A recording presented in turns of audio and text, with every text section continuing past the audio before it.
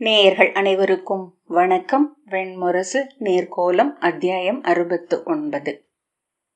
நிலை நீர்ப்பாவை. முதல் இருள் செறிவு கொள்ளத் தொடங்கியதுமே உணவு முடித்து அனைவரும் துயிலுக்கு படுத்து விட்டிருந்தனர். சத்திரிய காவலர்கள் 4 மட்டும் விழித்திருந்தனர். அடுமனை பெண்டீர் விரித்த ஈச்சம்பாயில் தன் தோல் புதியை தலையணையாக வைத்து தமயந்தி படுத்தாள். ஆலமரத்தின் மேலிருந்து சருகுகள் சுழன்று அவள் மேல் உதிர்ந்து கொண்டிருந்தன. காட்டின் கனவு குழறல் என ஒலித்த பறவை குரல்களையும் காற்றின் ஓசையையும் கேட்டுக்கொண்டு எதனுடனும் தொடுத்து கொள்ளாமல் சிதறி பரவிய எண்ணங்களை வேறெங்கிருந்தோ நோக்கி கொண்டிருந்தாள். பின்னர் அவள் விதிர்ப்ப அரண்மனையில் இருந்தாள். இடைநாழியினூடாக சலங்கைகள் ஒலிக்க அறையில் கிண்கிணி குலுங்க ஓடிச் சென்ற போது குறுக்காக அவிழ்ந்த தலைப்பாகை என ஒன்று கிடப்பதை கண்டாள். மிக அருகே சென்ற போதுதான் அது உடல் மின்னும் நாகம் என்று அறிந்தாள். பின்னடி எடுத்து வைக்கவோ கூக்குரலிடவோ தோன்றவில்லை. விழிவிலக்க முடியாத ஈர்ப்புடன் நெஞ்சில் கை சேர்த்து அங்கேயே நின்றாள். நாகத்தின் உடலுக்குள் அதன் உள்ளம் என ஒன்று உருள்வது போல் இருந்தது. நீர்ச்சுழியின் வலைவசைவின் மெல்லொளி. வால் மட்டும் வேறொரு உயிருடையதென அதன் உடலில் விரைவற்ற வழிவிற்கும் மாற்றாக துடித்தது. உடல் சுருட்டி அதன் நடுவே தன்னை எழுப்பிக் கொண்டது. மேலிருந்து கண்காணா சரடொன்று அதை கட்டி மெல்ல ஆட்டுவது போல அவளுக்கு தோன்றியது. அதன் இமையா விழிகளை நோக்கிய பெண் கை நீட்டி அதன் நாய்க்குட்டி மூக்கை தொட முயன்றாள். பின்பக்கம் சேடி ஒருத்தியின் அலறல் கேட்டது. காலடி ஓசைகள் முழங்க அவள் ஓடி வந்து அவளை பற்றி தூக்கி காற்றில் சுழற்றி இடையில் வைத்து கொண்டு அப்பால் விலகிச் சென்றாள். அவ்வோசையில் விதிர்த்து சீறி எழுந்த நாகம் மறுகணமே வாழைத்தண்டு விழும் ஒலியில் நிலத்தில் படமறைய விழுந்து விரைந்தோடி சாளரத்தில் ஏறி மறுபுறம் சென்று மறைந்தது. காவலர்கள் ஈட்டிகளும் வாள்களுமாக ஓடி வந்த போது அவளை பற்றி உடலோடு அணைத்திருந்த சேடி சாளரத்தை சுட்டிக்காட்டி அங்கே அங்கே என்று கூவினாள். அவள் அச்சாளரத்தையே வெறித்து நோக்கியபடி அசைவின்றி இடையில் அமர்ந்திருந்தாள். பின்னர் அச்சாளரமே நாகவிழி நோக்கு கொண்டது. ஒளியுடன் கனவுகளில் அது திறந்து கொண்டது. அதன் அருகே சென்று வெளியே நோக்கி கனவில் ஆழ்ந்து நிற்பது அவள் வழக்கமாகியது. தன் அருகே எவரோ அமர்ந்திருப்பதை உணர்ந்து விழித்தெழுந்தாள். கரிய பேருடலன் ஒருவன் மின்னும் கண்களுடன் அவளை நோக்கி கொண்டிருந்தான். இரு பக்கமும் யானை மறுப்பென திரண்டெழுந்து வளைந்து நரம்பு கிளை பரவி தசை இறுகி நீண்டிருந்த கைகள் அவளை தொட்டு கொண்டிருந்தன. அவள் 2 முறை உதடுகளை அசைத்த பின் மூச்சை இழுத்து துடிக்கும் நெஞ்சை 2 கைகளாலும் பற்றி கொண்டு என்ன என்றாள். உன்னை பார்க்க வந்தேன் என்றான். என்னையா இங்கா என்று அவள் கேட்டு திரும்பி தன்னை சுற்றி துயின்று கொண்டிருந்தவர்களை பார்த்தாள். அவர்கள் விழிக்க மாட்டார்கள் என்றான். ஏன் என்று அவள் கேட்டாள். இது வேறு இடம், வேறு வெளி, முற்றிலும் வேறு காலம் என்றான். அவன் விழிகள் 2 பச்சை கற்கள் போல உள்ளொளியுடன் அவளை நோக்கி இமையாது நிலைத்திருந்தன. ஏன் வந்தாய் என்று அவள் கேட்டாள். இன்றோடு நீ காட்டின் எல்லை கடக்கிறாய். நான் ஆளும் சோலையை துறந்து நீ செல்லவிருக்கிறாய் என்றான். ஆம், நான் சென்றாக வேண்டும் என்று அவள் சொன்னாள். நான் அன்னை, துணைவி, அரசி. என்னுடன் வா என்றான். எங்கே? அவன் அங்கே நாம் இருந்த நிலத்திற்கு என்றான். அவள் இல்லை, நான் அறிவேன். அது நோய், நஞ்சு, இறப்பு என்றாள். அவன் விழிகள் அவள் உள்ளத்தை பற்றி அசைவழித்து நிறுத்தின. செவிக்குள் அவன் சொற்கள் ஒலித்தன. இல்லை தேவி, அது இன்பம், அமுது, அழிவின்மை. அவள் இல்லை என தலையசைத்தாள். இங்கிருந்து பார்க்கையில் பிரிதொன்றென தோன்றும். நீ அறிவாய், அங்கிருந்து பார்க்கையில் இவை நோய் என்றும் நஞ்சென்றும் இறப்பென்றும் தோன்றவில்லையா? அவள் தலையசைத்து எடையுடன் எங்கோ கிடந்த சொற்களை மீட்டெடுத்து என்னை விட்டுவிடு என்றாள். நான் எவரையும் பற்றி கொள்வதில்லை. விழையாதவரை அணுகும் ஆற்றல் மறுக்கப்பட்டவன் நான் என்றான் அவன். இக்கணம் கூட நீ விழைந்தால் என்னை விட்டு விடலாம். ஆனால் துளி வெறுப்பு எஞ்சி இருக்கும் என்றால் கூட நான் உன்னுடன் தான் இருப்பேன். அவள் தலை குனிந்து வேண்டாம், செல்க என்றாள். எதை தெரிவு செய்ய போகிறாய்? இருப்பெனும் நோய் விழைவெனும் நஞ்சு அகவை என்னும் சாக்காடு கொண்ட இதையா? மெய்யிலாமையும் காமமும் முடிவின்மையும் கொண்டு திளைக்கும் அதையா? இல்லை, சென்றுவிடு என்றாள் அவள். என் விழிகளை நோக்கி அதை நீ சொல்ல வேண்டும். உன் விழிகளும் சான்றாக வேண்டும் என்றான். அவள் விழிகளை தூக்காமல் அழுகை நோக்கி தனிந்த குரலில் சென்றுவிடு, சென்றுவிடு என்றாள். நான் அறிந்தது போல் எவர் அறிந்திருக்கிறார்கள் உன்னை? உன்னுள் நுழைந்து நீ என்றாகி அனைத்தையும் நடித்திருக்கிறேன். அவள் விம்மி அழுதபடி சென்றுவிடு, அழி கூர்ந்து என்னை விட்டுவிடு என்றாள். அவன் அவள் கைகளை பற்றி இறுக்கி பிரிதொரு கையால் அவள் கன்னத்தை தொட்டு முகத்தை திருப்பினான். அவன் கைகள் குளிர்ந்து ஈரம் கொண்டிருந்தன. என்னை நோக்கு, பிரிதெதையேனும் நீ இத்தனை உலமகிழ்வுடன் கொண்டாடி இருக்கிறாயா? வேறெங்கும் பிளவுறாது இருந்திருக்கிறாயா? வேண்டாம் என்று விம்மினாள். ஏன் என்றான். நான் அஞ்சுகிறேன். அவன் எதை என்றான். அவள் விழி தூக்கி பழியை என்றாள். எவர் மீதான பழி என்றான். இது பிழை. என்ன பிழை? அறிவிழந்து சொல் எடுக்காதே. இவை நிகழும் சூழ்வெளி பிரிதொன்று. இங்கு நாம் இருவர் மட்டுமே. இது வேட்கையின் வெளி தேவி. ஆகவே இங்கே பிறன் என்றும் பிரிதென்றும் எதுவும் இல்லை. இங்கு 4 திசைகளும் முற்றிலும் திறந்து முடிவில்லாது உள்ளன. விண்ணில் தேவர்களோ மண்ணுக்கு அடியில் இருள் தெய்வங்களோ இங்கில்லை. அவள் சினத்துடன் பற்களை கடித்தபடி, நான் என்ன செய்ய வேண்டும்? சொல், நான் என்ன செய்ய வேண்டும் என்று உரக்க கேட்டாள். என் கணவரின் நெஞ்சில் நச்சுவாளை செலுத்த வேண்டுமா? என் மைந்தரை மறக்க வேண்டுமா? பாலூட்டிய முலைகளை அறுத்தெறிய வேண்டுமா? எதை நீ உண்மையிலேயே விரும்புகிறாயோ அதை செய்க. பிரிதொன்று எஞ்சாது எதில் முழுதமைவாயோ அதில் இறங்கு. மற்றொன்றை நான் சொல்வதற்கில்லை என்றான். விந்தை! ஏன் மானுடர் எப்போதும் ஒன்றின் பொருட்டு பிரிதை செய்கிறார்கள்? மகிழ்வதற்கு அஞ்சும் விலங்கு ஒன்றே இப்புவியில். அவள் பிளவுண்ட நாக்கின் சொற்கள் விலகு என்று கூவினாள். நீ அறிந்த நிலம் அது. அங்கு நிலவு தேய்வதில்லை, மலர்கள் உதிர்வதில்லை. விழியொளிர் விலங்குகளும் ஒளிச்சிறை புட்களும் கொண்ட பெருங்களியாட்ட பரப்பு அது. அவள் வெறும் சொற்கள் என்று கூவினாள். நான் அறிவேன். இச்சொற்களை எங்கெங்கோ கற்றிருக்கிறேன். நூல்களிலிருந்து இவற்றை தொகுத்து என்னுள் பூழ்த்தி வைத்திருக்கிறேன். அவன் சிரித்து, ஆம், இவை அனைத்தும் நீ அறிந்தவையே. மண்ணில் வற்றும் நீர் ஆழ்பாறைக்குள் தேங்குவது போல. நீ எண்ணியவை, கேட்டவை, கற்றவை. அவள் எழுந்த வெறியுடன் அவனை அறைந்தாள்.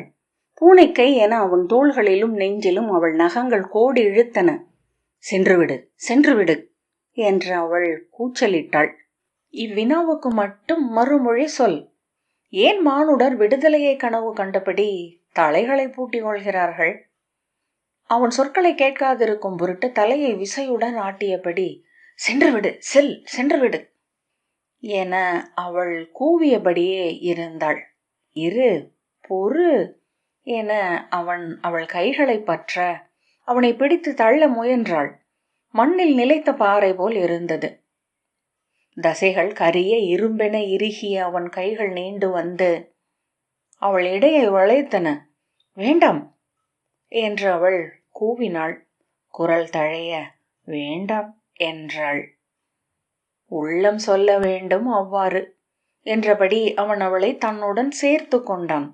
விழிகள் சொக்கி மூட, இதழ்கள் மெல்ல அசைய தனக்கே என வேண்டாம் வேண்டாம் என்று அவள் சொல்லிக் கொண்டிருந்தாள். உடல் வெம்மை கொள்ள உள்ளங்கால்கள் இழுத்து கொண்டு நீள உடல் இனிய தளர்வில் அத்தனை முடிச்சுகளையும் அவிழ்த்து கொண்டது. மேலுதட்டில் வியர்வை துளிகள் அரும்பின. மூச்சொலிவில் முளைக்குவைகள் எழுந்தமைந்தன. அவன் அவள் உதடுகளை தன் உதடுகளால் கவ்விக்கொண்டான். அவன் கைகள் அவள் உடலை சுற்றி வளைத்து இறுக்கி அவள் உடல் என்றே ஆயின. இருண்ட பெருமாளிகையின் உள்ளறை ஒன்றில் எஞ்சிய ஒற்றை அகல் சுடரென மிக ஆழத்தில் எங்கோ நான் என்னும் தன்னுணர்வு மட்டும் இருக்க கண்டாள். காற்றில் அது அசைந்தது. இதோ அணைய போகிறது என்று தோன்ற மீண்டும் எழுந்து அமைந்தது. மீண்டும் அதை ஊதி அணைக்க துடித்தது காற்று. எழுந்து காற்றில் நின்று மீண்டும் திரியுடன் வந்து பொருந்தி கொண்டது சுடர். மெல்ல குறுகி சிறு செம்மணி என்றாகி இதோ மறையப் போகிறேன் என்று உணர்த்தி மீண்டும் நீண்டெழுந்தது. அவள் தன் இடக்கையை மட்டும் தன்னால் இயக்க முடியும் என்று உணர்ந்தாள். கை நீட்டி தான் படுத்திருந்த தரையை துழாவினாள். வேறொன்று பற்ற கிடைத்தது. 5 விரல்களாலும் அதை இறுக பற்றி கொண்டாள். பெரு விசையுடன் இழுத்துச் செல்லும் ஆற்றில் இருந்து தப்ப விழைவது போல அதை பற்றி கொண்டாள். அவள் தசைகள் இறுகி துடித்தன. கை அருந்து உடல் அகன்றுவிடும் போல இருந்தது. மூச்சு அனைத்தையும் திரட்டி தன்னுணர்வு அனைத்தையும் குவித்து அந்த கையால் தன்னை உந்தி மேல் எழுப்பிக் கொண்டாள். வெளியே அலறல் ஒன்று கேட்டது. திடுக்கிட்டு எழுந்து கையூன்றி உடல் குறுக்கி அமர்ந்து நடுங்கினாள். அவள் வலக்காலின் கட்டை விரலை கவ்வியிருந்த நாகம் ஓடும் நீரில் வளைந்தாடும் சரப்பாசி போல உடல் நெளித்தது. பாம்பு, பாம்பு என்று அடுமனை பெண்கள் கூவினர். ஒருத்தி சுற்றும் முற்றும் பார்த்து அருகில் இருந்த தடி ஒன்றை எடுத்து அதை அடித்தாள். அது உடலை விலக்கிக் கொள்ள நிலத்தில் விழுந்தது அடி. பாம்பு அவள் விரலை விட்டுவிட்டு பின்னகர்ந்து தலை சொடுக்கி எழுந்து படம் காட்டியது. பின்னர் வளைந்து விரைந்து அப்பரப்பெங்கும் நெளிந்து கொண்டிருந்த நிழல்களில் ஒன்றென ஆகியது. ஓசை கேட்டு காவலர் பந்தங்களுடன் ஓடிவர அனல் நெளிவில் அங்கிருந்த அனைத்து விழுதுகளும் நாகங்களென நெளிந்தன. ஒருவன் குனிந்து அவள் காலை பார்த்தான். கடித்து விட்டது, ஆழமாக பல் பதிந்து விட்டது என்றாள் அடுமனை பெண். பூமிகர் தன் சிறு குடிலில் இருந்து தவழ்ந்து வெளியே வந்து என்ன என்ன என்றார். புதிய அடுமனை பெண்ணை பாம்பு கடித்து விட்டது என்று கூவினாள் அடுமனை பெண். நச்சுமுறி இருக்கிறதல்லவா, சுதீரரை அழை என்று பூமிகர் கூவினார். 2 ஏவலர்கள் தலை வழியாக ஆடையை போர்த்து துயின்று கொண்டிருந்த முதிய மருத்துவர் சுதீரரை தட்டி எழுப்பினர். என்ன என்று அவர் கேட்டார். பாம்பு கடித்து விட்டது, எழுங்கள், வந்து பாருங்கள். அவர் எழுந்து இடையாடையை முறுக்கி உடுத்தி எங்கே, யாரை என்றார். வருக. புதிய அடுமனை பெண்ணை பாம்பு கடித்து விட்டது, கட்டை விரலில். அவர் கூன் விழுந்த உடல் நடுங்க கைகளை காற்றில் துழாவியபடி அருகணைந்தார். தொலைவிலேயே அவளை நோக்கிவிட்டார். தெய்வங்களே, அரசனாகும் அல்லவா என்றார். தமயந்தி தன் உடல் எங்கும் நஞ்சின் வெம்மை ஓடி பரவி நிறைவதை உணர்ந்தாள். காது மடல்களும் உதடுகளும் எரியத் தொடங்கின. கண்ணிமைகள், கழுத்து, முலைமொட்டுக்கள் என அந்த இனிய எரிச்சல் பரவியது. சுதீரர் குனிந்து அவள் கால்களை பார்த்தார். ஆழ கடித்திருக்கிறது என்றபடி நிமிர்ந்து அவளை பார்த்து, நெடுநேரமாக கடித்து கொண்டிருந்திருக்கிறது. என்ன செய்தார்கள்? நாகத்தை மிதித்து விட்டார்களா என்றார். ஏதேனும் செய்யுங்கள் என்றார் பூமிகர். துயில்கையில் அதன் தலையை மிதித்து அழுத்தி இருக்கிறார்கள். நஞ்சு உடலில் நிறைந்து விட்டது என்றார். பூமிகர், உடனே மருந்து அழியுங்கள், அவர் வெறும் அடுமனை பெண் அல்ல என்றார். இத்தனை நஞ்சுக்கு என் மருந்து ஆற்றுமா என்றறியேன், அழித்து பார்க்கிறேன் என்றார் சுதீரர். அவர் தன் மரப்பெட்டியை திறந்து அதற்குள்ளிருந்து 9 சிறிய சிமிழ்களை எடுத்து உள்ளிருந்து வெவ்வேறு நிறம் கொண்ட வேதிப்பொருட்களை எடுத்து சிறிய கலுவம் ஒன்றில் போட்டு சிறிய குழவியால் கலக்கத் தொடங்கினார். என்ன செய்கிறீர்கள் என்றார் பூமிகர். இது பாஷாண மருத்துவம். இவை அனைத்தும் நஞ்சுகள். பெரு நஞ்சை சிறு நஞ்சுகளின் தொகையால் எதிர்க்கும் பீதர் நாட்டு முறை. இந்நஞ்சுகள் சற்று அளவு மிகுந்தாலும் இவையே உயிர் குடிப்பவையாக ஆகிவிடும் என்றார். தமயந்தியின் உடலில் தசை நார்கள் இழுபட்டு உடல் பிழையாக நான் ஏறிய வில்லென கிடந்தது. நவபாஷாணத்தை கலுவத்தில் எடுத்தபடி அருகணைந்த சுதீரர் சிறிய ஊசியால் அதை தொட்டு அவள் கழுத்து நரம்புகளிலும் கை நரம்புகளிலும் குத்தினார். அதன்பின் அவள் வாயை சிறிய மர ஆப்பால் நெம்பி திறந்து நாவில் ஒரு துளியை விட்டார். கலுவத்தை தன் அருகே நின்ற இளைஞனிடம் அளித்து 7 அடி குழி தோண்டி இப்படியே புதைத்துவிடு என்றார். அவன் அதை வாங்கி கொண்டு சென்றான்.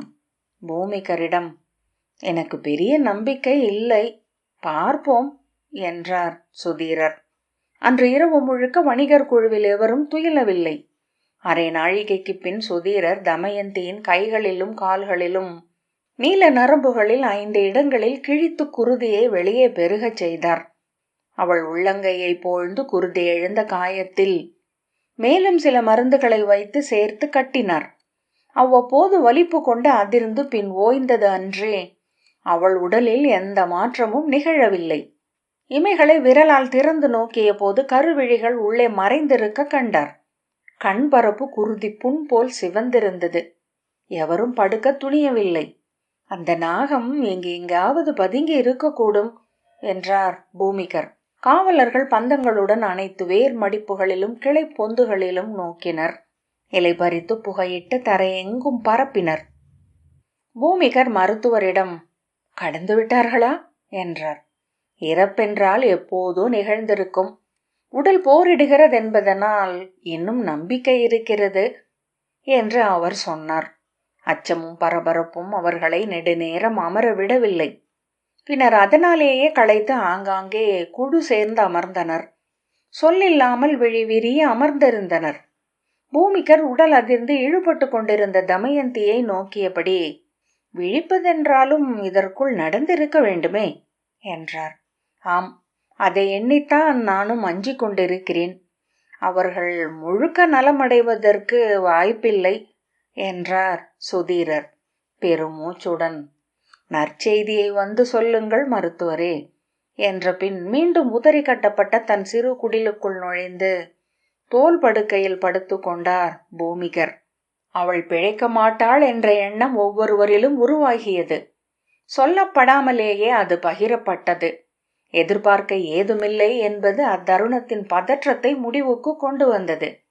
அவர்கள் மெல்ல சரிந்து புரண்டு நீள் மூச்செறிந்து குரட்டை என்றாகி துயில் கொள்ள தொடங்கினர். மருத்துவர் தன் இளவலிடம், நானும் சற்று ஓய்வெடுக்கிறேன், முதிர்ந்த உடல் எனக்கு என்றார்.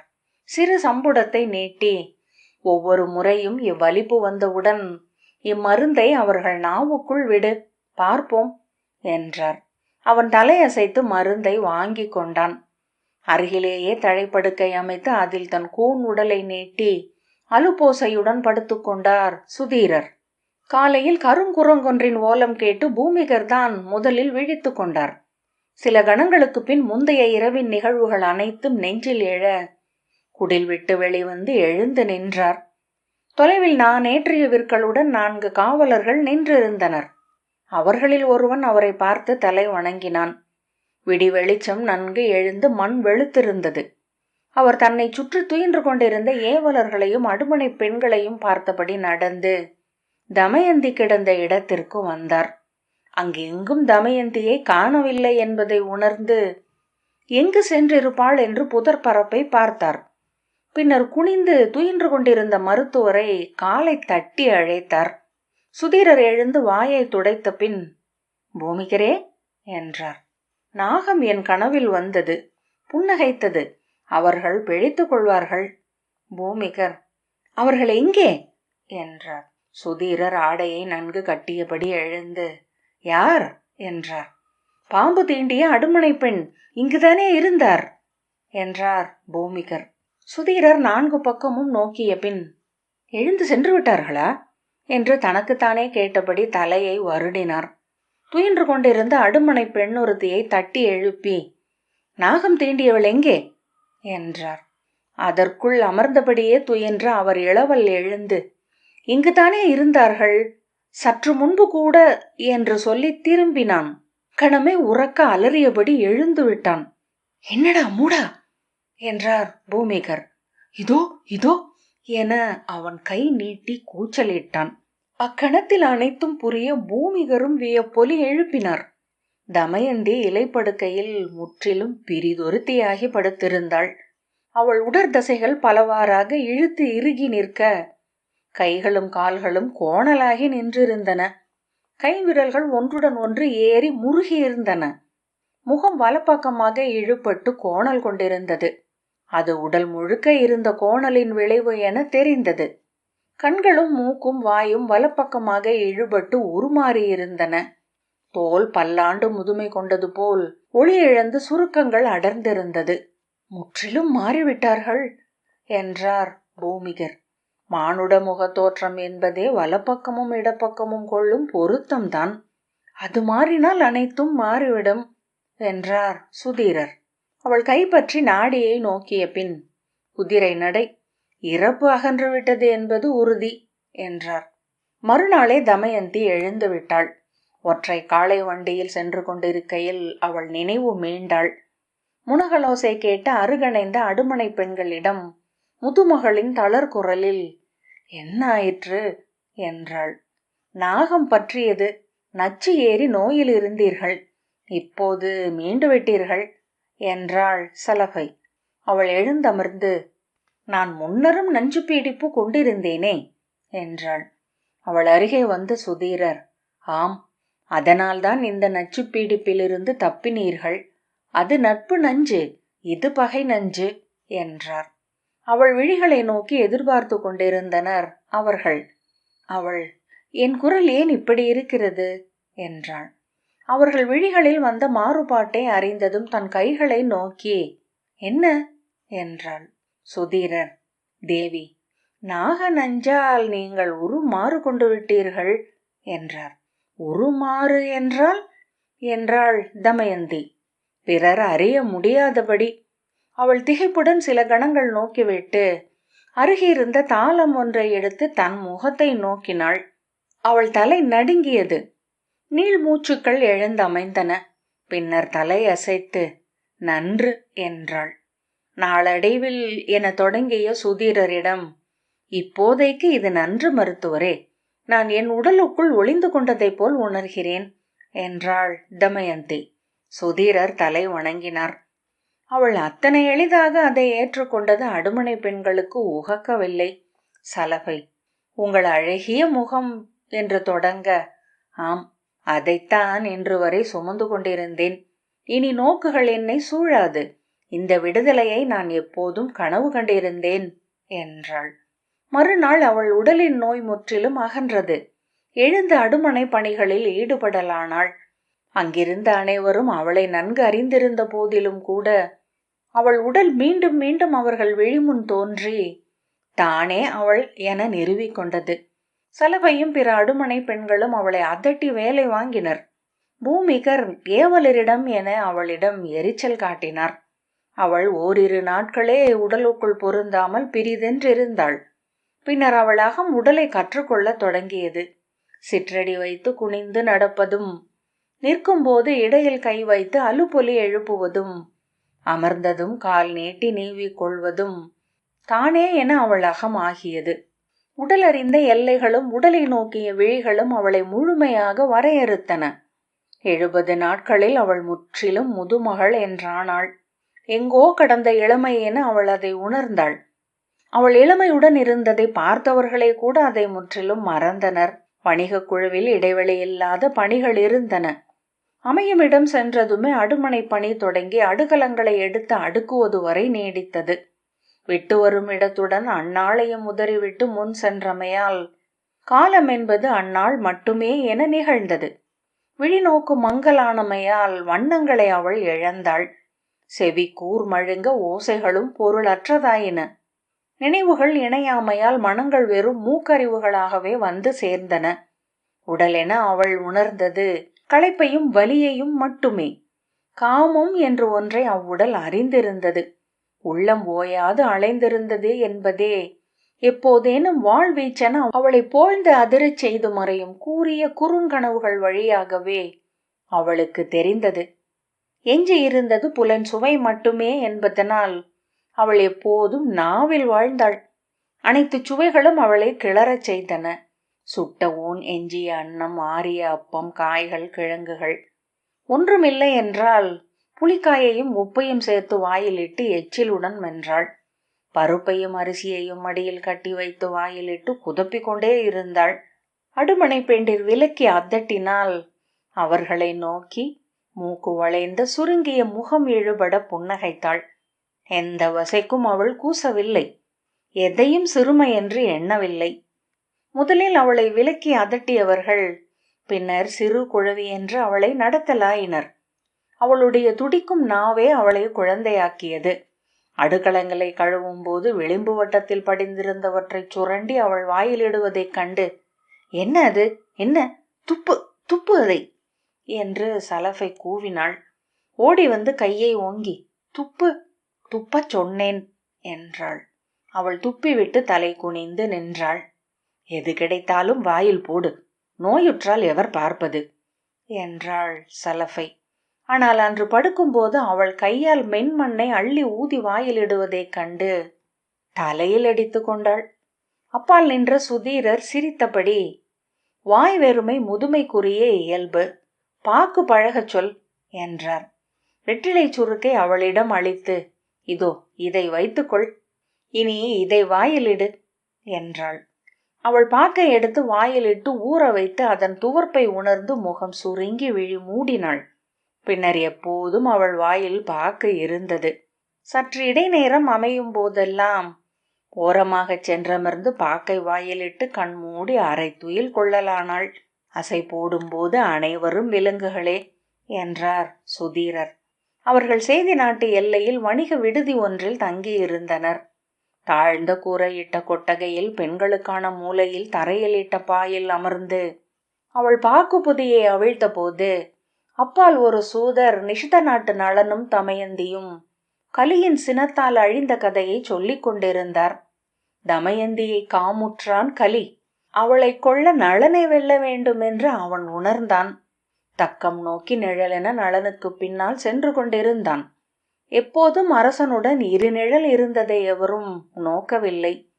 வேள்விக்கு அந்தனர் அழைத்த போது அவன் புறவியுடன் இருந்தான். 3ஆம் முறை அமைச்சரே வந்து அழைத்த போது விரைந்தெழுந்து கை கால்களை கழுவிக்கொண்டான். அமைச்சர் அவனிடம், அரசே, வேள்விக்கு தூய உள்ளத்துடன் செல்ல வேண்டும். கை கால் கழுவி புறவி மனம் களையுங்கள், உள்ளத்தில் புறவி விளைவை ஒழியுங்கள் என்றார். ஆம், ஒழிந்தேன் என்று சொல்லி அவன் கை கழுவி முடித்து அமைச்சருடன் சென்றான். அந்த பதற்றத்தில் அவன் தன் இடக்காலின் குதிமுனையை கழுவ தவறிவிட்டிருந்தான். அதனூடாக கலி அவன் உடலுக்குள் புகுந்தான். திகைத்தவளாக சலபை திரும்பி முதுமகளை நோக்கினாள். அவளுக்கு படபடப்பாக இருந்தது. இரு கைகளையும் நெஞ்சோடு சேர்த்து கொண்டாள். அவனில் அமர்ந்த கலி இளையோனை சூதுக்கு அறை கூவினான். சூது மேடையில் இளையோன் அருகே காலை வடிவில் அமர்ந்த கலியின் தூதன் அவனுக்கு வழி காட்டினான். பகடையில் புகுந்து கொண்டார்கள் கலியின் 3 துணைவர்கள். சலஃபை முதுமகளை மீண்டும் நோக்கினாள். அச்சொற்கள் அவள் காதில் விழுகின்றன என்று தெரிந்தது. ஆனால் அவை அவளுக்கு எவ்வகையிலும் பொருளாகவில்லை. பாக்கு ஊறத் தொடங்கிய சுவையே அவளை நிறைத்திருந்தது. நீர்க்கோலம் 69வது அத்தியாயம் இத்துடன் நிறைவு பெற்றது. நன்றி.